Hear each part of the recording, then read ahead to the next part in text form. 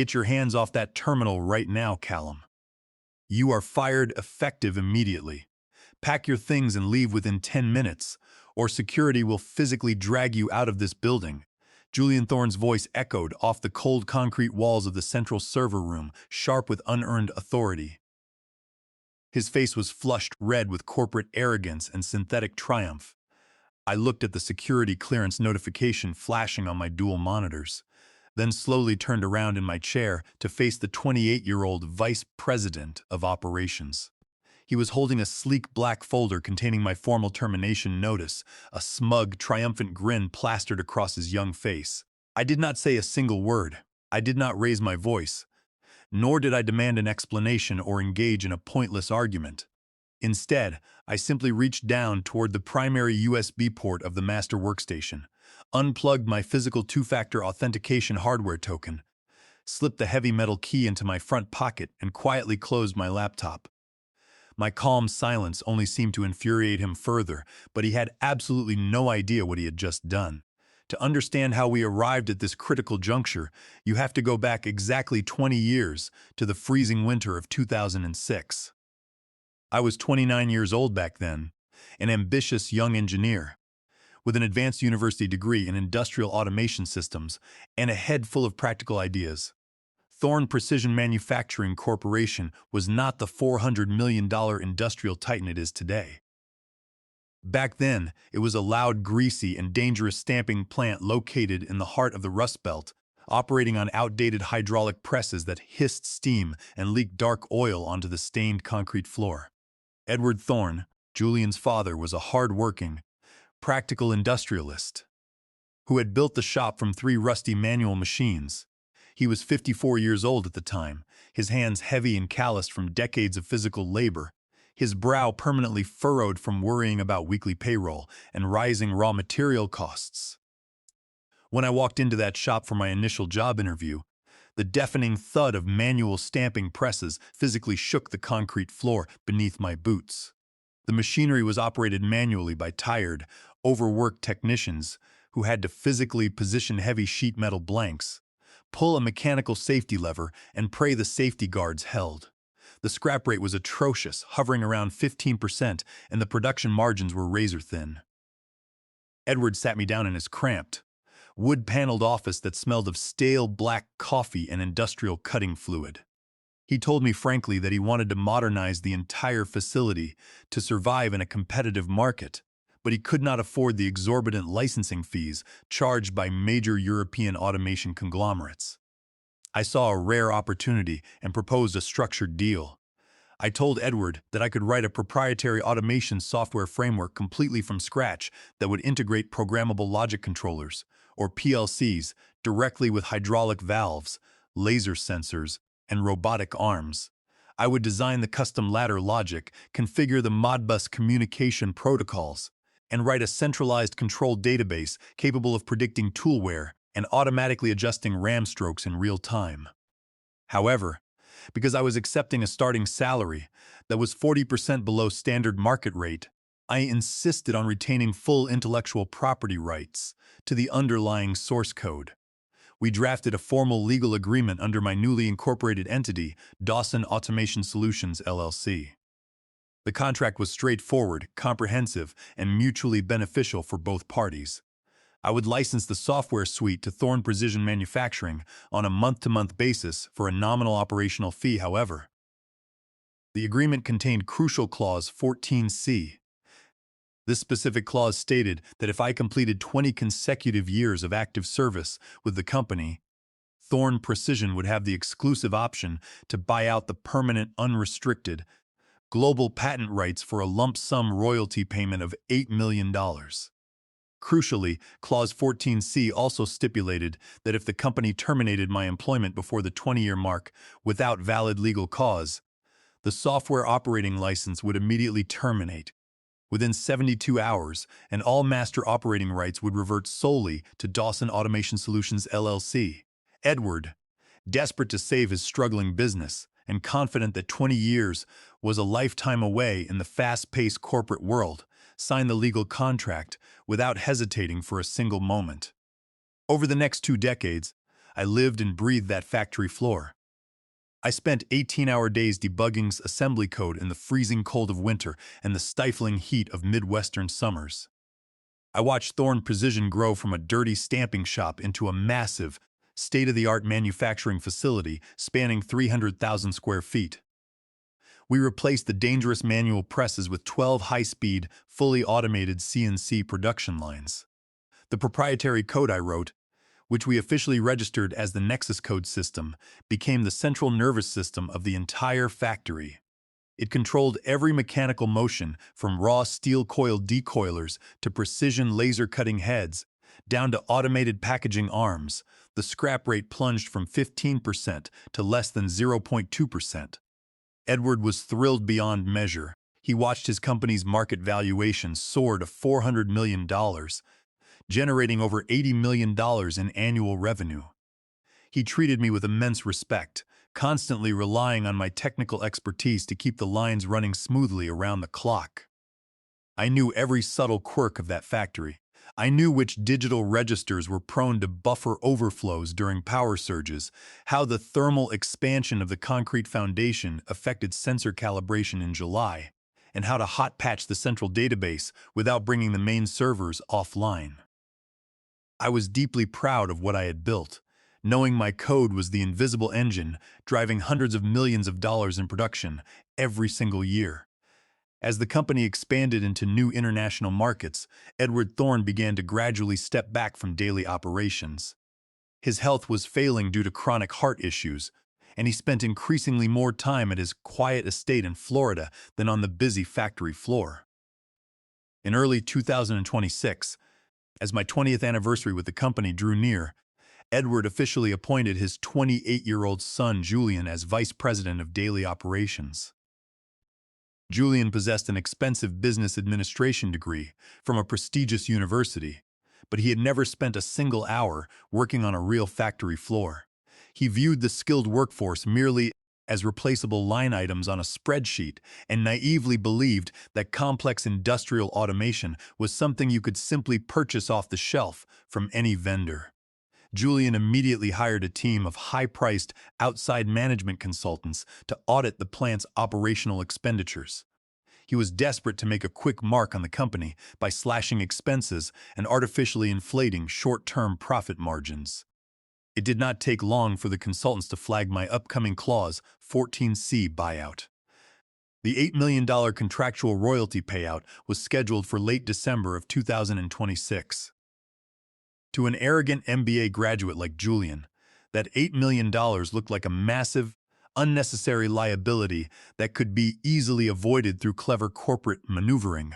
He completely failed to comprehend that the proprietary code running his entire factory did not belong to Thorne Precision. He arrogantly assumed that because I was an employee, everything I had built over 20 years constituted work for hire owned entirely by the corporation. He did not bother to review the original 2006 licensing contract, nor did he consult with the company's veteran general counsel who had drafted it alongside his father. Julian saw only an aging engineer earning a substantial salary who was about to cost the company $8 million. He began systematically constructing a hostile work environment, searching for any minor pretext to push me out or create a paper trail of alleged poor performance. He started micromanaging my daily schedule, demanding that I log every single minute of my workday and complaining publicly during executive meetings that my technical methods were outdated. I kept my composure and remained focused on maintaining the complex equipment. The 12 CNC lines were running at peak efficiency, producing critical components for our largest automotive clients. I knew that as long as the master code remained secured on my private server and my physical authentication keys were in my possession, the company's entire industrial capacity was bound to my employment agreement. Little did Julian realize, my quiet patience was not a sign of weakness. It was simply the calm before a financial storm. The underlying tension reached a breaking point in late November of 2026, just 3 weeks before my official 20th anniversary. My father, Walter Dawson, who was 84 years old and resided in an assisted living facility 15 minutes from the plant, suffered a sudden medical emergency. I received an urgent call from his attending physician at 2 o'clock on a Friday afternoon, informing me that my father had suffered a stroke and was being rushed to the hospital. My heart sank. I immediately hurried to the desk of plant manager Lyle Henderson, a veteran operator who had worked beside me for 15 years and truly understood the realities of manufacturing. Lyle, seeing the deep distress on my face, told me without hesitation to leave immediately and take care of my family. He assured me he would personally monitor the automated lines, including Line 4, which had been experiencing minor sensor drift but was operating under an automated correction script I had just deployed. I rushed to the medical center, spent the next 2 hours consulting with doctors, and signed emergency treatment paperwork. During that chaotic time, my phone vibrated repeatedly in my pocket. It was Julian. I silenced the device as I was standing inside the intensive care unit. He called 4 times, but I could not answer. When I finally stepped out into the quiet corridor, I listened to his voicemail. Julian had left a furious message accusing me of abandoning my post during a production crisis and threatening immediate disciplinary measures. The minor drift on Line 4 had actually been completely resolved by my script within 10 minutes of my departure, resulting in 0 downtime and 0 lost revenue. But Julian had been eagerly waiting for any minor slip-up, and he was determined to use this family emergency as his ultimate weapon to fire me. When I walked into the main entrance at 7:30, on Monday morning, the atmosphere throughout the building was visibly tense. Lyle Henderson looked at me with a mix of sympathy and deep concern, whispering quietly that Julian had spent the entire weekend reviewing facility security logs and terminal access timestamps. Before I could even boot up my workstation, a junior human resources representative approached my desk and requested my immediate presence in the executive glass-walled conference room on the 2nd floor. I walked up the open staircase, my work boots echoing against the floor.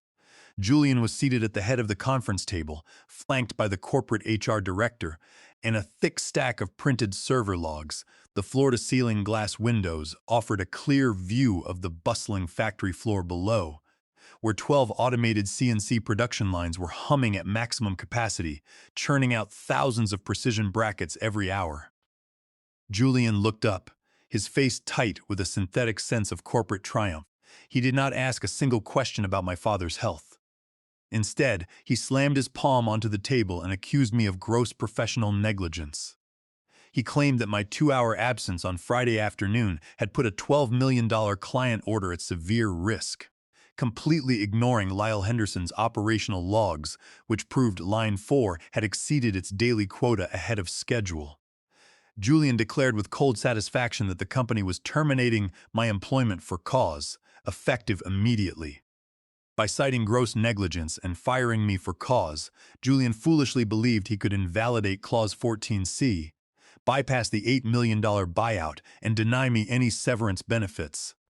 I sat there calmly, listening to him lecture me about corporate accountability and the future of the company. I remained entirely unbothered. I looked him dead in the eye and asked if he had consulted his father or reviewed the original 2006 licensing agreement under Dawson Automation Solutions, LLC. Julian let out a loud, condescending laugh. He told me that my small LLC was completely irrelevant, claiming that any software written on company premises belonged to Thorne Precision under general corporate law. He had no idea that the Nexus code system was protected under my personal patents and that the compiler server operated under a non-transferable software license requiring active authentication. He pushed the termination papers across the polished table. I read the document carefully, noting that they were citing unauthorized absence as grounds for cause. I signed the paperwork, clearly adding the words signed under protest next to my signature. Julian then demanded that I surrender my security badge and access credentials immediately. I agreed, stating I needed to collect my personal tools from the server room. Julian followed me down the hallway into the server room, his expensive leather dress shoes clicking loudly on the raised flooring. That was when he saw me log out of my active administrative session. Panicking, he assumed I was attempting to delete files and screamed at me to get my hands off the keyboard. I did not argue. I simply unplugged my physical two-factor authentication hardware token from the master USB port, slipped it into my pocket, and closed my laptop. This token was the sole physical key capable of renewing the cryptographic license container. Without that token, the local server could not compile new machine instructions or authorize database updates. The factory was currently running on cache security credentials, but those credentials had a hard-coded safety timer of exactly 72 hours. I packed my personal diagnostic meters, my soldering kit, and a few framed family photographs into a small box. Julian watched me like a hawk, utterly convinced he had just saved the corporation $8 million. I walked out of Thorn Precision into the cold morning air and smiled. The countdown had officially begun. I spent the remainder of Monday at the hospital with my father. The doctors shared encouraging news. Walter's stroke had been mild and he was already recovering rapidly. I explained the situation to him in a low voice, and my father, who had spent his life valuing honest labor, gave me a firm nod and told me to enforce my contract. On Tuesday morning, I met with my attorney, Nolan Bennett. Nolan was a sharp, seasoned lawyer specializing in intellectual property disputes in manufacturing. I presented the 2006 agreement, my signed termination letter, my patents, and the corporate filings for Dawson Automation Solutions, LLC. Nolan read through the documents, a slow smile spreading across his face. He confirmed the contract was completely airtight. By firing me without cause to evade Clause 14C, the company had committed a material breach of contract.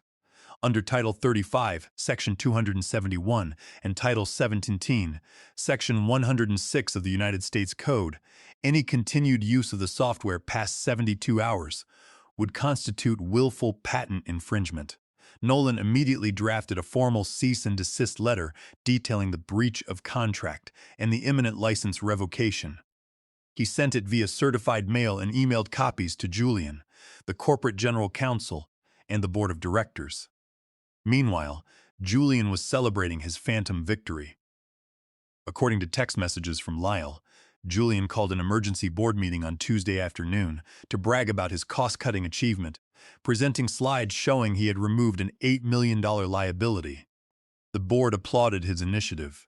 When Nolan's email arrived in Julian's inbox, he did not even open the attachment, forwarding it to a low-priority folder in the legal corporate department. They had no idea that the threat was not a slow court battle, but an automated technical countdown.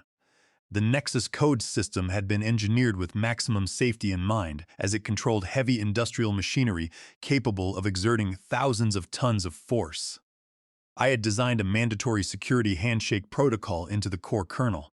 The local database holding the CNC tool profiles, calibration offsets, and precision cutting vectors was encrypted using advanced 256-bit AES encryption algorithms. Every 72 hours, the local factory server was required to establish a secure cryptographic handshake with my private offsite server to renew the decryption keys. This handshake required physical validation from the hardware token carried safely in my pocket. If the handshake failed for 72 consecutive hours, the local server would assume the license had expired or the hardware was compromised. As a built-in safety measure to prevent catastrophic tool damage or machine failure, the system would lock the decryption keys, clear the active RAM cache, and suspend all PLC communications across the facility. I did not have to write a single line of malicious code. I did not have to hack their network or delete a single file. I simply sat at my kitchen table on Wednesday evening, drinking black coffee and monitoring my private server logs. Around 8 o'clock, the local server at Thorn Precision began sending repeated authentication requests. My server, lacking the hardware token's physical validation, rejected each request with a standard authentication failed error. The factory server retried every 5 minutes, its automated requests piling up harmlessly in my log files. I went to bed early and slept peacefully, knowing that justice was taking its course. Thursday morning arrived, overcast and quiet. At exactly 8:30 in the morning, precisely 72 hours after my termination papers were signed, the cached security credentials on the factory server expired. Deep inside the server rack, the Nexus code container executed its safety protocol and wiped the active decryption keys from the memory. On the factory floor below, Line 1 was in the middle of processing a massive batch of steel structural components for our primary automotive customer. The main PLC controller lost its tool offset data instantly. The safety sensors tripped, and the massive 3,000-ton hydraulic press stopped mid-stroke with a deafening metallic hiss that rattled the window panes. Within seconds, the conveyor belts carrying raw steel coils ground to a halt. The automated laser cutters on lines 2, 3, and 4 shut down, their cutting heads returning to home position. The robotic welding arms on lines 5 through 12 froze in midair, their pneumatic clamps releasing their grip on half-finished chassis. The constant, deafening roar of the factory floor, a sound that had defined 20 years of my life, suddenly vanished, replaced by the low, alarming tone of warning buzzers. 12 automated production lines, the lifeblood of a $400 million enterprise, were completely dead. By 9 o'clock, total chaos consumed the facility. According to text updates from Lyle, Julian arrived at the plant in a frenzy, rushing into the central control room. The maintenance team was frantically trying to reboot the main server, but every attempt produced the same bright red message across all 12 operator terminals: license expired. Contact Dawson Automation Solutions, LLC. Julian screamed at the IT staff, demanding they bypass the prompt. But the IT lead, Brian Cooper, explained that the block was not a simple software overlay. The Nexus code was embedded directly into the custom firmware of the Allen Bradley PLC controllers on every single machine. To bypass it, they would have to completely reverse engineer 20 years of proprietary automation logic across 12 separate lines, a process that would take at least 6 months and millions of dollars, during which the factory would remain completely silent. To make matters worse, financial losses were mounting exponentially. Operating on a just-in-time manufacturing model, the downtime cost the company $200,000 per hour in idle labor and lost capacity. Furthermore, their primary automotive contract contained strict delivery clauses imposing a $300,000 daily penalty for delayed shipments. Panicked, Julian called the corporate general counsel, demanding an emergency injunction to force me to hand over the source code. But the general counsel, having finally read Nolan's cease and desist letter and the 2006 contract, delivered a crushing reality check. He told Julian that the contract was legally binding, the software belonged exclusively to Dawson Automation Solutions, LLC, and firing me without cause had legally revoked the license.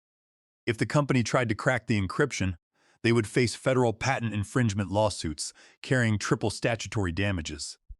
The attorney told Julian bluntly that the company possessed zero legal leverage. At 10:30, my phone rang. The screen displayed Julian's name. I set the phone on the counter and let it ring to voicemail. Over the next 2 hours, I received 14 missed calls, 5 emails, and 8 text messages from Julian, each growing progressively more frantic. His final text read, "Callum, please come in immediately. The system has encountered a critical glitch. We will pay a $10,000 consulting fee to resolve it today." I replied with a brief message. "Please direct all communication to my attorney, Nolan Bennett. I am spending time with my father at the hospital." 15 minutes later, Nolan received a call from Julian. According to Nolan, Julian's voice was shaking uncontrollably as he desperately tried to negotiate, offering to reinstate my salary and pay a $50,000 consulting bonus if I would plug the hardware token back in and restore operations immediately. Nolan listened patiently to his frantic plea, then laid out our non-negotiable terms. We were not interested in temporary patches, superficial compromises, or empty corporate promises. We presented 4 strict conditions. First, Thorne Precision Manufacturing must execute the full Clause 14C buyout of the Nexus Code patent rights for the contractually agreed-upon $8 million. Second, the company must issue a formal written retraction of my for-cause termination, acknowledging wrongful dismissal and clearing my professional record completely. Third, Callum Dawson would be retained as an independent automation consultant for a 6-month transition period at a rate of $300 per hour with a guaranteed minimum of 40 hours per week. Fourth, Julian Thorne must be immediately removed from his executive position, as Dawson Automation Solutions LLC refused to license its technology to any company managed by individuals engaging in bad faith contract violations. When Julian heard the fourth condition, he completely lost his temper, screaming that he would never resign and would drag us through court for a decade. Nolan politely thanked him for his time and disconnected the line, but the decision was no longer Julian's to make. By Thursday afternoon, news of the total factory freeze had reached the board of directors. Key automotive clients were calling with urgent warnings, and the company's market valuation was taking a massive hit. Founder Edward Thorne received an emergency call from the board chairman while at his estate in Florida. Despite his fragile health, Edward boarded a private flight and arrived at the facility late Thursday evening. He gathered the board and demanded to know how a simple personnel matter had crippled his entire enterprise. When Edward reviewed the original 2006 contract that he had signed 20 years prior and realized his son had fired the sole architect of the plant to dodge a buyout fee, his face turned pale. He realized Julian's unbelievable arrogance had brought the family empire to the brink of bankruptcy. At 8 o'clock on Friday morning, my phone rang again. It was Edward Thorne.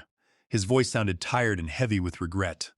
He spoke to me as an old friend, recalling the cold winter of 2006 when we worked side by side to bring the first press online.